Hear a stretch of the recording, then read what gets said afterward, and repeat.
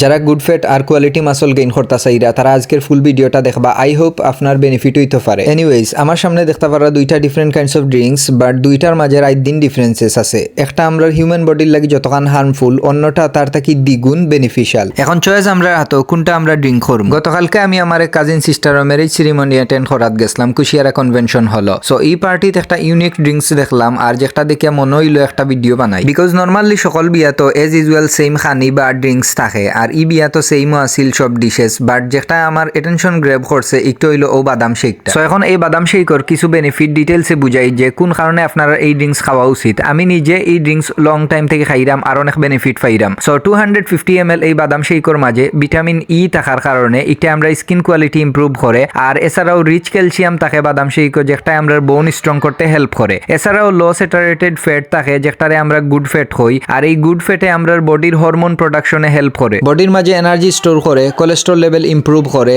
এছাড়াও heart health her brain function improve করে। So যদি সফট ড্রিঙ্কস বা কোল্ড ড্রিঙ্কসের জায়গাত সব পার্টিত বা প্রোগ্রামও বা আমরা যখন নর্মালি ড্রিঙ্কস খাইতে মনে চায় তখন বাদাম শেক ড্রিঙ্ক করি, তাইলে একটা বডির লাগে অনেক বেনিফিশিয়াল হইব। আর স্পেশালি যারা জিম করো বা যারা কোয়ালিটি মাসল গেইন করতে চাও, যেটার মাঝে গুড ফ্যাট থাকবো, মাসলও গেইন হইব, তাইলে অবশ্যই এই ড্রিঙ্কসটা তোমার ডায়েটও এড করলে ভালো রেজাল্ট পাইবা।